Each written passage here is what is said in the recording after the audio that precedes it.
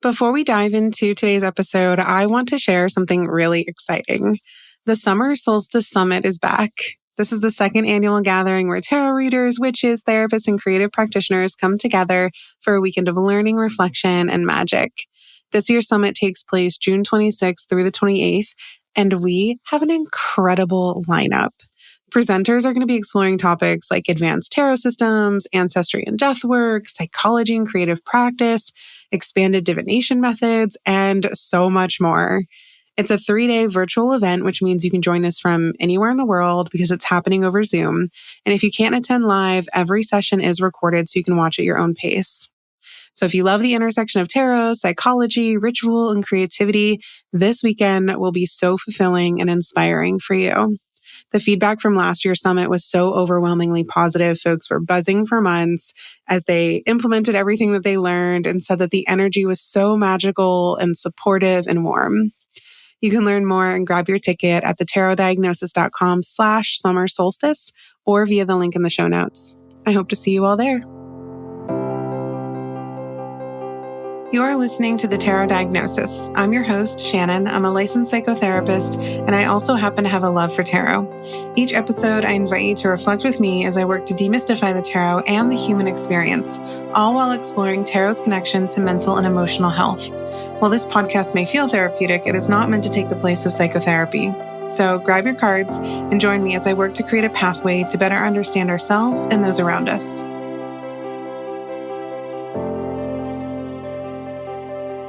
There is a specific, usually late arriving developmental moment when a person realizes that their parent is a full, flawed, historically shaped human being. And this can be liberating and devastating in equal measure. In tarot, this moment feels like the Hierophant reversed. It's this kind of unsettling, yet still mildly compassionate unseating of a parent from this archetypal throne of perfection and placing them back into a place of real, flawed personhood. So I was in 4th grade when I first experienced this. When I realized that my own mother was a full, flawed, historically shaped human being. And up until that point, my parents could do no wrong. They were right about everything, and they were intimidating. It was just, I never saw them as someone who was flawed, which is pretty developmentally standard, at that age. And a series of experiences is what led to this 4th grade realization that my parents could actually be wrong and that they could also be incredibly emotionally immature. So I guess an interesting part of my own personal tarot relationship is, for me, there's always been this deeply personal component to my relationship with tarot. And I am actually an adult child of emotionally immature parents. And I don't say that to bash my parents. They did what they could, but they were incredibly young when they had me. My mother wasn't even old enough to drink yet. Both of my parents have dealt with addiction in various forms throughout their life. They both come from broken, abusive homes. Neither of them knew how to regulate emotions, ask for help, or were even given the opportunity to emotionally mature beyond the years of their own significant traumas. So I grew up in a very volatile, unpredictable, emotionally unstable home. And despite leaving at 18, my nervous system never fully recovered. And, I'm one of those therapists who is very rooted in reality. Yes, I help people regulate their nervous systems, but the reality is there is no cure for anything that happens to us in this life. There's no magic wand that makes everything disappear. And the goal with therapy or any healing interventions is to get to a point where we don't become reactive or overstimulated or overwhelmed. And tarot became a space where I could experience that and explore things in a safe and controlled way. The cards were gentle yet still confronting. And the cards gave me access to something in between my own therapy sessions. They offered this symbolic language that allowed for unconscious material to surface at a rate that was manageable and tolerable and did not overwhelm my system. And during this time, tarot helped me see both inside and outside of myself. It helped me piece together fragments of my upbringing and helped me create a picture that felt a bit more coherent. And I think that's why to this day, the cards feel so magical to me in a psychological sense. So recently, I finished my third read through of Adult Children of Emotionally Immature Parents. And that is why I'm talking about it on the podcast today. And after I finished reading through Adult Children of Emotionally Immature Parents by Lindsay Gibson, by the way, I started reading through her clinician's guide. And Gibson describes emotionally immature parents as being overwhelmed, reactive, avoidant, rigid, self-involved, and unable to tolerate emotional depth. But what I found to be interesting kind of across both of her works is that beyond just describing these these characteristics of parents or individuals, she's really walking us through a developmental climate. And then I realized, well, tarot is a climate too.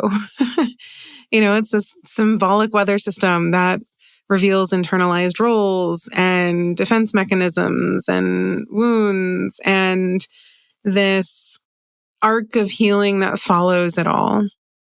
And for many of my clients, Gibson's framework here helps explain why certain tarot cards feel immediately recognizable to us, regardless of what's happening, because these images hold patterns that we witnessed, the roles that we were forced to step into, and coping styles that we have kind of carried with us into adulthood. Even just beneath those specific adaptations, there's something else. And the cards also show where we long to feel supported, where we crave love, where we wish to be unburdened, where we desire emotional safety. And it's probably one of my favorite things about tarot is this inherent ability for these cards and these images to hold both of these experiences and truths at the same time. It can show us the imprint of what shaped us, and yet it can also show us the possibility of who we can become despite it. And then if you are an adult child of emotionally immature parents and you're in this process of reclaiming yourself and reclaiming your personal narrative, whether that's in therapy or other healing practices, tarot becomes this very intimate companion. It shows us what we endured, and then it shows us what life might look like if we step outside of that experience moving forward. So after I finished this last read through of the book, of course, I'm thinking about tarot archetypes and how they play into this experience. And, Gibson talks about how growing up as a child and then adult child of emotionally immature parents, it's less about the experiences or events that you have, and the main storyline becomes the absence of emotional attunement, which she labels emotional loneliness. Super simple, easy term to remember, and describes it as this aching sense that no one was emotionally available to meet our needs. And so I'm flipping through my deck and I start to organize the cards with I separate them for the major arcana and then into their various suits. And I wanted to explore them, this concept, this experience in sections. And so starting with the major arcana, and I just went through with the cards face up, and I'm looking at what card felt like this emotional loneliness. And I immediately grabbed the moon, which was actually a really fascinating experience because I cannot tell you the last time I pulled the moon card. It's been forever. I feel like I almost forgot what the card looked like. And so I'm reflecting on this emotional loneliness and looking at the moon and trying to figure out, well, why am I gravitating towards the moon here? And I realized, well, there's an interesting layer of distortion that exists within the moon. There's a lot of emotional ambiguity here. There's this kind of sense that something might be off, like we're not sure what's in the dark because the moonlight only highlights so much. There's so much that we still can't see. Yet we know that something exists in the darkness. And then because I enjoy tarot asking me questions instead of me asking tarot questions, I started thinking about what questions this card might ask as it represents this emotional loneliness experience. And I realized, it would probably ask, well, what's real versus what's imagined? And what might set my parents off? Or how invisible must I be to stay safe? And because adults who were children raised in this emotionally immature climate often describe living in a fog of self-doubt, which is honestly a hallmark of being raised by emotionally immature caregivers. And then I was moving through the major arcana trying to think what else would represent this experience. And I landed on the Hanged Man, which was also interesting to me because I'm like, why am I hanging out here? Pun intended. And then I realized it's because it felt like an experience of codependence. Let me hang myself upside down in order to accommodate you. So I will suspend myself, maybe quite literally suspend my own emotions in order to see your perspective. And it's through this suspension that we are forced to become calm. We can't flail about. We have to be really controlled and contained in this space. We have to be responsible. We maybe even have to hold our breath or control our breath and control what we say and what we do. And it feels like the parentification that happens when you're a child of emotionally immature parents. And what's interesting, as I was working with the Hanged Man here, I realized that the Hanged Man itself could be an entire arc of this experience of emotionally immature caregivers, because it starts off like that in childhood, where you're suspending your own emotional experience to make room for your parent. And then eventually, as you become an adult, this turns into a space of indecision, not being able to trust yourself. Oh, I can't make decisions for myself, or chronic self-sacrifice, forever putting yourself in that suspended state so that other people can be accommodated, or feeling an overwhelming sense of guilt when you do take a moment to prioritize your own needs. And then I landed on the Devil and I was like, well, this one just feels like the most obvious, because adult children of emotionally immature caregivers often feel literally chained to their caregivers. And what's interesting here is there's this narrative that becomes a little muddy because our society and different cultures say that you are supposed to stick by your parents and care for them and never leave their side. But there are forms of maladaptive caregiving and maladaptive support. And in this case, especially when it's an emotionally immature parent, they're usually staying because of guilt and fear and narratives like, I'm responsible for their feelings, I cannot leave them, I can't disappoint them. And because that they're hoping at some point the parent will finally give them the love and care and attention that they never got in childhood. And then the last major arcana that I felt particularly drawn to for this experience was the Star. And obviously it makes sense why. There's a sense of hope there.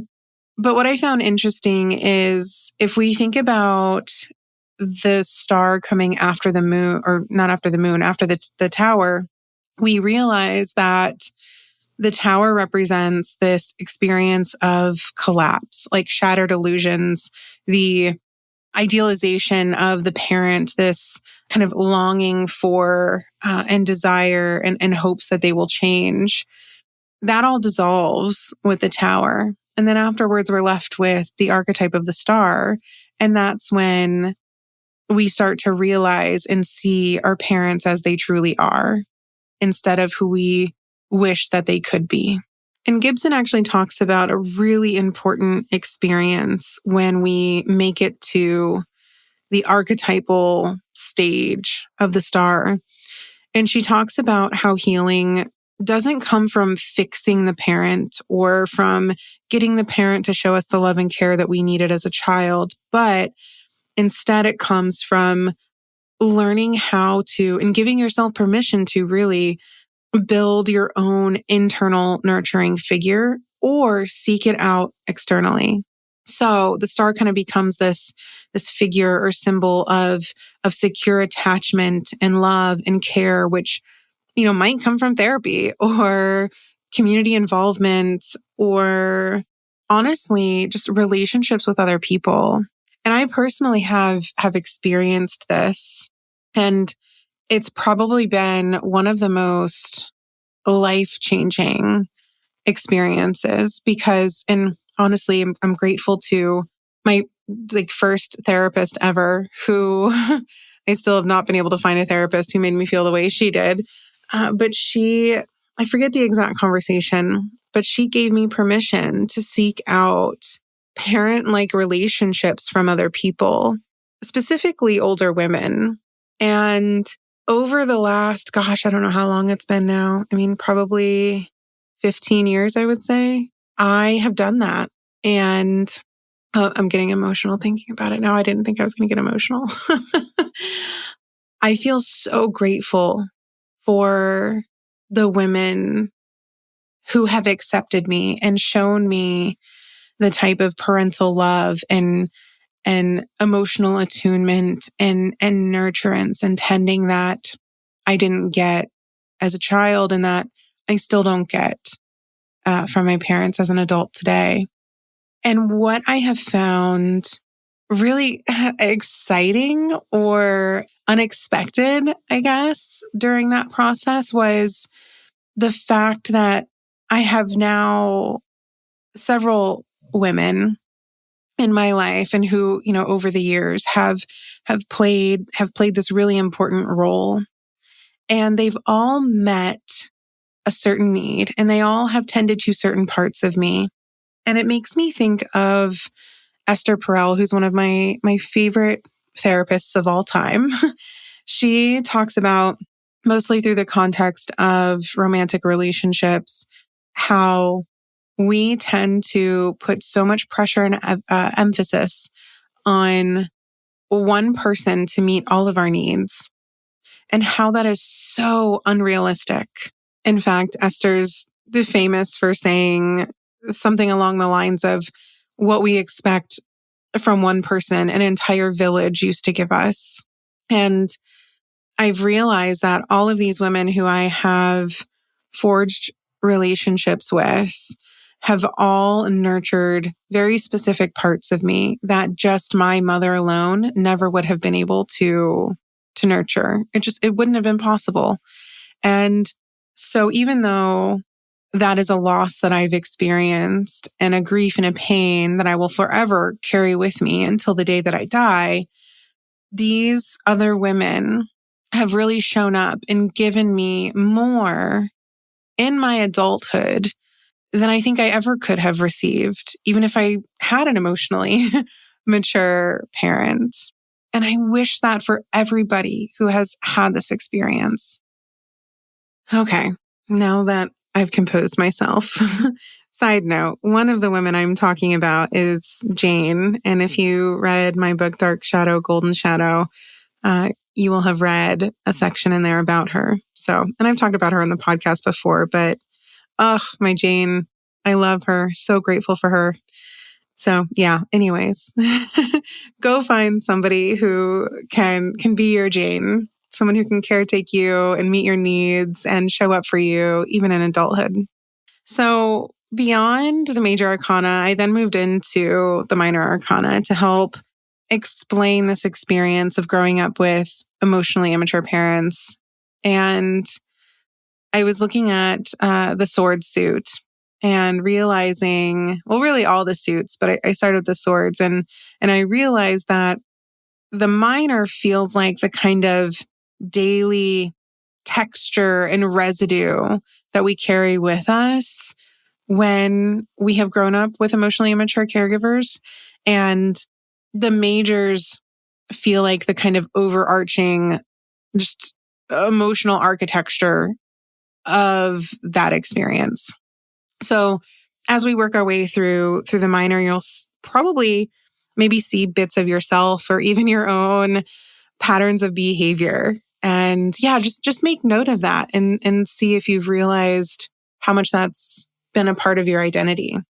So I'm not going to go through every card. That would be too much.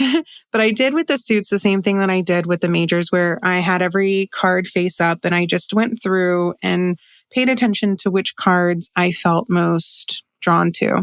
And the swords were interesting because we know the swords represent our thoughts, cognition, just narrative patterns. And children of emotionally mature parents often develop incredibly complicated relationships with their own thoughts. So yeah, working through the swords was interesting with this. And the first card I landed on that kept kind of like calling out to me was the Two of Swords, which I quickly realized made a lot of sense because I look at the Two of Swords as tuning into our intuition and tuning out all of the external noise and really leaning into what our inner voice is saying and trusting that voice. But when you grow up with emotionally immature parents who do not spend time helping you and helping you hone your intuition or validating your thoughts or ideas, you learn to shut that part of you down. And you learn that that internal voice probably isn't accurate or needs to be quiet. And then after spending time with the Two of Swords, I moved on to the Eight of Swords. And I realized that the Eight of Swords, because, we typically say that this is the kind of like internalized helplessness card and you're stuck and what are you going to do to get out? You're not really stuck. But the reality is this person cannot blindfold and bind themselves the way that they are blindfolded and bound in this image. And so it made me think about the stories and the narratives that we have carried with us from childhood that we've learned about ourselves that maybe aren't entirely accurate, that do keep us stuck. And who do those stories and personal narratives benefit? And then after the Eight of Swords, I, of course, grabbed the Ten of Swords because this whole experience of growing up with emotionally immature parents is incredibly painful. And this Ten of Swords depicts this painful collapse. And I feel like because it's a sword suit, I could go in a couple different directions, but I'm gonna stick with the fact that it's a swords and it represents cognition and thoughts and stories. I feel like in this case, it represents the collapse of our fantasy, this maybe story that we've rewritten in which our parents are somehow able to fully show up for us and meet our needs emotionally. And the Ten of Swords is the realization that emotional availability may never arrive from the people that we need it from most. But an important part of this card is the fact that there is that horizon in the background. And it's up to us to stand up, even though it's going to hurt, and walk towards the sunrise. Because the sunrise represents a new day, which could represent a new beginning. And so we get to decide who is going to be present in that day. Who are we going to spend time with? The swords might still be in our back, might still be hurting, but that does not have to be our future. We don't have to be defined by the pain or the experiences that we've endured. Again, it's all about how are we going to respond to the things that have happened to us. There's a lot of radical acceptance wrapped up in this. So after the swords, I moved on to the cups. And of course, immediately grabbed the 5 of cups. That feels just, I mean, how could we not here? It's the grief card. And what's interesting about the 5 of cups, though, is I think we have to remember that we can't just say, turn around, look, you still have those 2 cups. Because especially with how I'm framing this, someone might hear this and say, oh, but those 2 cups are what you were talking about earlier about finding, the caregivers who can be there for you in adulthood. But we have to be so careful with that because there's a sense of bypassing there and a dismissiveness. I think that this 5 of cups is a both and. Those 2 cups could be the people who, yes, are a part of your life now, who are offering you emotional support and care and nurturance and tending to. And yet they're behind you while you grieve and while you wish things were different. So it doesn't have to be one or the other. 2 things can be true at the same time. And then I grabbed the 9 of cups. And the 9 of cups might be, I don't know, more of a personal gravitational pull. But I do see this with a lot of my clients too. The 9 of cups feels like the transactional worth that becomes so ingrained in folks who were raised by emotionally immature parents. So usually the messaging here or the belief system is, well, if I perform well, then I will be loved. If I caretake enough, then I'll be loved. If I am the perfect student, if I do all these things and get all these accomplishments and accolades, then finally they will show up for me in the way that I need them to show up. And unfortunately, that doesn't usually happen. And so then the work becomes trying to reverse that pattern and instead figure out how we can find internal fulfillment over the need for parental external validation. So then I moved on to the wands and immediately was like, oh, 7 of wands all day for this.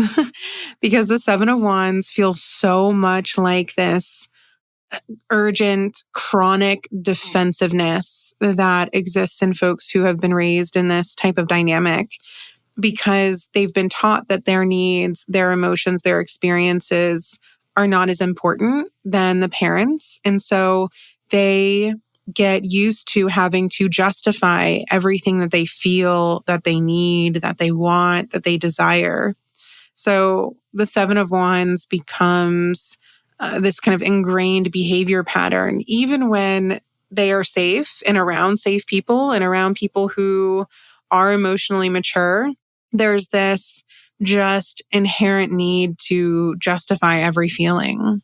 I also grabbed the 8 of wands specifically because of how urgent and unpredictable this archetype can feel. Because often when you grow up in this environment, your parents' emotional experience can be, again, unpredictable and change at a moment's notice. And so the child learns how to be on guard and how to predict any sort of minor change or nuance so that they can be prepared for any sort of rapid shift or movement. And then with the pentacles, of course, I immediately grabbed the 8 of pentacles. Again, this might be a little too much of a personal projection, but I also do see it a lot with my clients. And that's when you grow up in this dynamic that you can become a perfectionist and you believe that working harder, performing better, or just putting in 150%, 200% effort means that maybe then you'll receive that love, you'll receive that care or that excitement or that nurturance. And it's funny because actually catch myself in this pattern still, even to this day. And oh my gosh, it is so much better than it was when I was in my 20s. But, now anything that I do that I think is cool, or any sort of accomplishment or goal that I achieve, it does feel like it's more for me, because I know that when I share this information with, I don't know, we'll say with my parents, the reaction will not be what one would expect it to be. And, decades of that really can make you feel like, wow, I still haven't done enough. Like I wrote a book and it's still not enough. But now I've reached this point where I know what, their reaction is going to be. And I don't have these high hopes or high expectations. And I pivot towards people who I know are going to be excited and celebrate me. And I also do it for myself now. There's no need to try and do it for people who don't have the capacity to show up for me in the way that I hope they'll show up for me. I want to take a minute to talk about the court cards too. I'm not going to dive too deep into these, but I do think they're pretty important because they do, I think, help identify certain roles that were shaped in childhood. And so I look at the kings and queens as these kind of rigid thinkers, emotionally volatile figures, overwhelmed caretakers, or parents who lacked the capacity for emotional attunement or empathy. So to get more specific, we could look at the King of Swords as being the intellectually rigid parent. So this is the one who is dismissive of feelings, leads with logic, has, this kind of like air of superiority, maybe cold, aloof, overly stoic. Children of these types of parents often grow into adults who doubt their own emotional reality or stuff it so far down that they don't know what it's like to feel and experience an emotion. The King of Cups would be the emotionally volatile parent who relies on the child for their own regulation. And actually, Gibson calls this role reversal. So this is when, the parents are crying on the child's shoulder, confiding in the child excessively, kind of falling apart into the child's arms. And this behavior teaches the child that the parent's emotional stability is their job.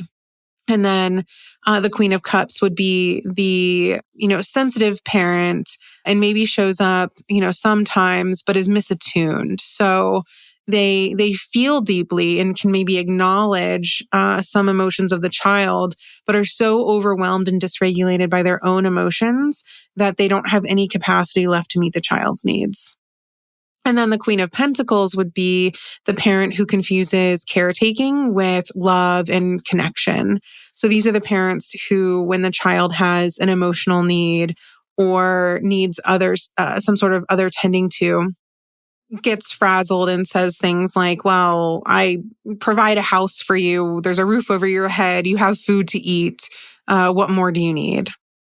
And then if we move into the knights and the pages, these would be the children of emotionally immature parents. So the Knight of Wands, for example, would be the child who becomes the fixer. They're the ones who are able to, stay calm in emergencies, navigate chaos easily, able to manage conflict and keep the peace.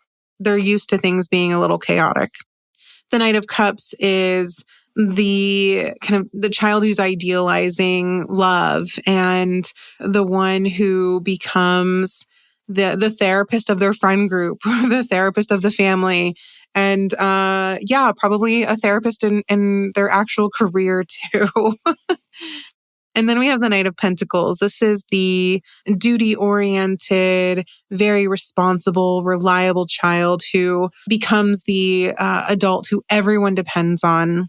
everyone goes to. As a child, people probably said, "Oh my God, you're so wise, you're so smart, you're an old soul." How many of us have heard that growing up? I was like, might as well have had that tattooed on my forehead. I heard that so much. But these are people who struggle to depend on anyone, or even struggle to feel safe or comfortable receiving help from other people. And what do we have left? Oh, the Knight of Swords.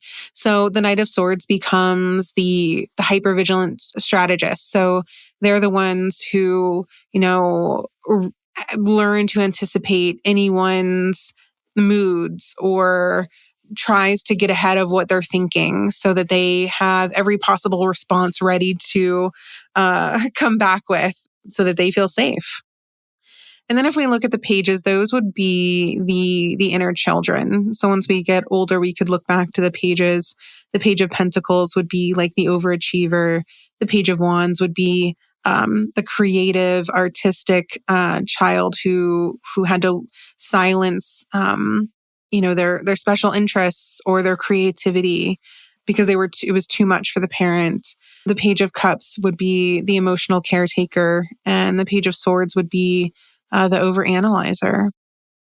So as we look at these archetypes and view them specifically through Lindsay Gibson's framework of adult children of emotionally immature parents, we start to see how powerful of a tool tarot can become in terms of offering a gentle but realistic and compassionate narratives.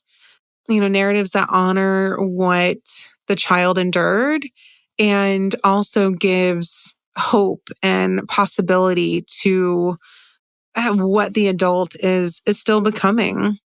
And what I really love about tarot in this context is, when you are raised in this type of dynamic, you grow up believing that connection is earned, and that love and care is something that you have to work so hard at receiving.